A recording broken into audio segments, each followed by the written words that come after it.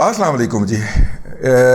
لے آئی پھر کہاں پر، وہ کیا ہے گانا نور جہاں کا ہے اور شمیم آرا پہ فلمایا ہوا ہے. لے آئی پھر کہاں پر قسمت ہمیں کہاں سے، یہ تو وہی جگہ ہے گزرے تھے ہم جہاں سے. لیکن اس میں جو ایک بندے کی ہوئی ہے اس کا تو ذکر ہوگا بعد میں مزے لے لے کے. بہرحال اس سے پہلے ہم آپ کو عرض کرتے چلیں، اپنی نوکری کے اوپر لت مار کے میں آج یہ ویلاگ کرنے لگا جی. آہو لو جناب، پہلا مسئلہ تو یہ ہے کہ آج سے 6 سپٹمبر، آج سے 2 سال پہلے نا 6 سپٹمبر 2021 کو جناب جنرل قمر جاوید باجوہ صاحب نے ایک تاریخی خطاب فرمایا تھا، جس کے اندر انہوں نے کہا تھا کہ ہم سیاست سے تائب ہو چکے ہیں اور ہم نے تو کبھی سیاست کی ہی نہیں ویسے، اور سیاست میں مداخلت بھی نہیں کی.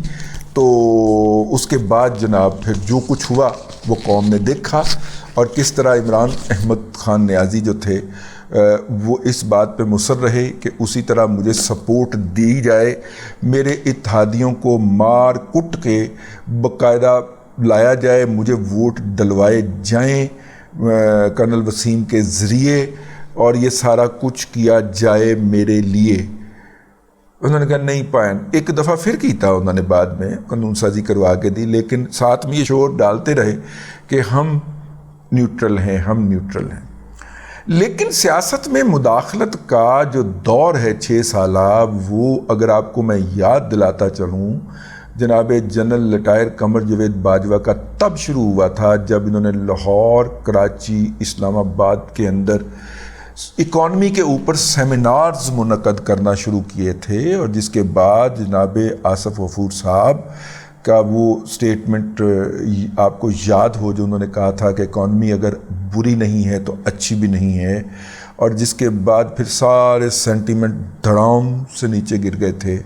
اور یہ وہاں پہ جو چاپلوس ہیں جو کہ $17.5 ارب کی سالانہ سبسڈی کھانے والا مافیا ہے، جو ہر کرائسس کے بعد کھربوں پتی ہو جاتے ہیں، بھلے وہ سٹاک مارکیٹ کا کرائسس ہو، بھلے وہ گندم کا کرائسس ہو، بھلے وہ آٹے کا کرائسس ہو، بھلے وہ گھی کا کرائسس ہو، ہر کرائسس کے بعد ان میں سے کوئی نہ کوئی کھربوں پتی ہو کے ابھرتا ہے، اور امریکہ میں جا کے اور اپنی مل لگا لیتا ہے، فیکٹری لگا لیتا ہے، کھاد بنانے کی فیکٹری امریکہ میں لگا لیتا ہے جا کے. پاکستان میں جب بھی بحران آتا ہے تو کبھی عارف بھائی جو ہیں وہ کھرب پتی ہو جاتے ہیں، کبھی AKD بھائی کھرب پتی ہو جاتے ہیں، کبھی JS بھائی کھرب پتی ہو جاتے ہیں. یہ ہم نے جتنے بھی سٹاک مارکیٹ کے کرائسس ہیں ان میں سے ہر ملک میں سے ایک کھرب پتی پیدا کیا ہے. تو اس طرح کے جو بڑے بڑے چیمپئن ہیں، بڑی بڑی ٹاپ گنز ہیں، ان کو بلا کے بٹھا کے ان کے ساتھ گفتگو کیا کرتے تھے جناب قمر جاوید باجوہ صاحب. اور اس کے بعد پھر ہائیبریڈ گورنمنٹ اور یہ سارا کچھ ڈول ڈالا گیا. بات پھر وہیں پہ پہنچ گئی. اب جنرل صاحب نے پھر وہی صفحے قاعدے کا پہلا ورقہ فرولا ہے، الف انار بے بکری ہے. آہو انہوں نے پہلا ورقہ پھر فرول کے پڑھنا شروع کر دیا ہے، اور اس پہلے ورقے کے دورے کے دوران انہوں نے Lahore chamber of commerce and industry کے لوگوں سے ملاقات کی ہے. کاشف صاحب اپنے جگر ہیں، ان کے ابا جی صدر تھے جب لاہور کے اندر مشرف کا ماشاء اللہ لگا تھا، ہیں وڈے شیخ صاحب. تو میری وڈے شیخ صاحب سے تھوڑی سی یاد اللہ رہی ہوئی ہے، ٹھیک ہے، ان کی مہربانی ہے، ہمارا آپس میں مذاق بھی چلتا ہے. تو کاشف صاحب جو ہیں وہ بڑے شیخ صاحب کے ساتھ میرے تعلقات کے باعث میری عزت کرتے ہیں، لیکن خبر میں نے کاشف صاحب سے نہیں لی. مجھے کاشف صاحب کی سلامتی عزیز ہے، اس لیے میں نے کاشف صاحب سے خبر نہیں لی. خبر جو ہے وہ میں نے ایک اور پارٹیسپنٹ سے لی ہے جس کا نام ہے ظاہر میں آپ کو نہیں بتاؤں گا. تو جناب اللہ آپ کا بھلا کرے. بہت بڑی بڑی باتیں ہوئی ہیں، اپنا اسد علی طور صاحب نے کل ہی بتا دی تھیں، لیکن لاہور میں جو ملاقات ہوئی ہے اس ملاقات کے اندر ایک تعلیم فروش سیٹ کی جناب چیف نے بڑی ریڑھ ماری. وہ جو چیف صاحب جو کہ ہیں وہ پہلی صف کے اندر بیٹھے ہوئے تھے، وہ جو چیف نہیں، وہ تعلیم فروش سیٹ جو ہے وہ پہلی صف میں بیٹھے ہوئے تھے. ان کا میڈیا ہاؤس بھی ہے، ٹھیک ہے. تعلیم فروش سیٹھ جن کا میڈیا ہاؤس ہے وہ پہلی صف میں بیٹھے تھے بڑی سفارشیں کروا کے کہ میں پہلی صف میں بیٹھنا ہے. تو چیف صاحب نے پہلی بےعزتی یہ فرمائی اے وہی ہے نا, یہ وہی صاحب ہے نا, وہ مطلب جو تعلیم فروشی کے ساتھ ساتھ آج کل تو وہ زمین فروشی بھی کرتے ہوئے پائے جاتے ہیں. زمین فروشی نہ سمجھ لیجئے گا, میں نے زمین فروشی کا ہے, پراپرٹی ڈیلری بھی کرتے پائے جا رہے ہیں. تو انہوں نے پوچھا کہ یہ وہی صاحب ہے نا, تو اس پہ انہوں نے کہا کہ انہیں بتایا ان کے سٹاف نے جی وہی ہیں.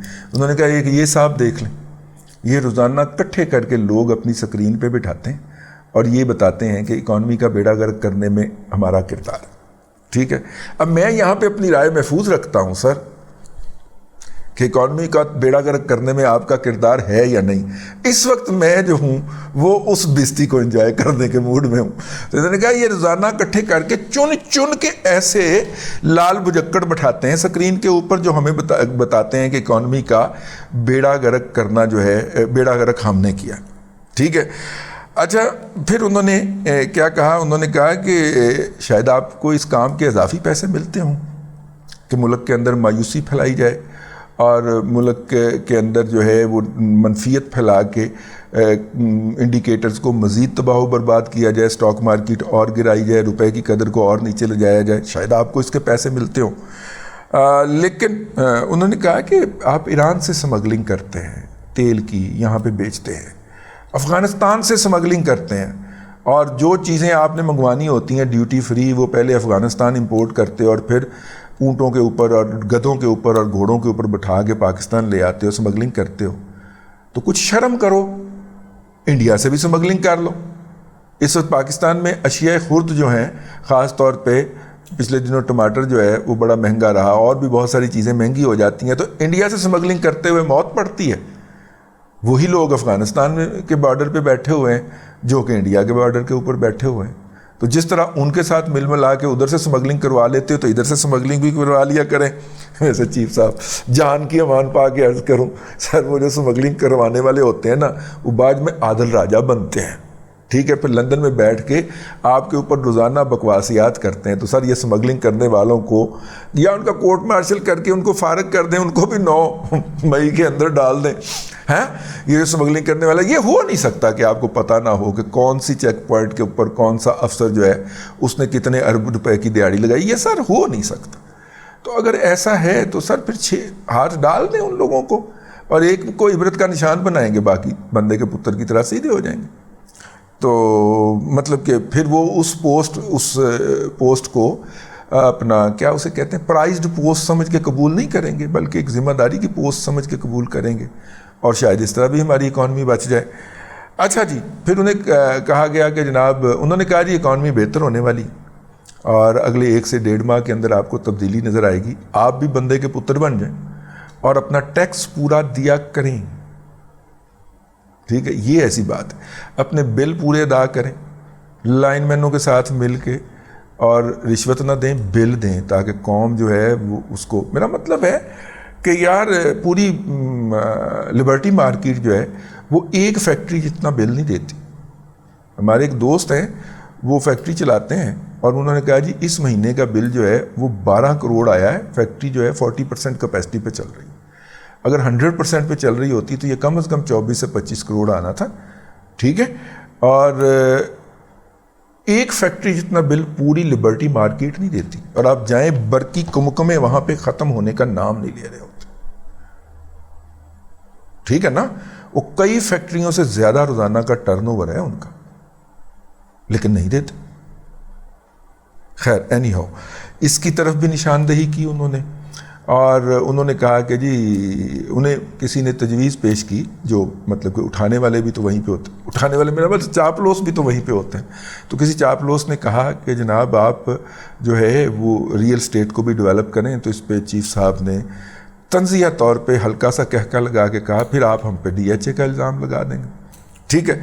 لیکن بہرحال وہ جو سیٹھ صاحب جو تھے وہ مطلب کہ کافی نیوے ہو کے گئے ہیں, ورنہ تو باجوہ صاحب جو ہوتے تھے وہ اس طرح کے سیٹھوں کو جا کے باقاعدہ گلے لگا کے ملا کرتے تھے.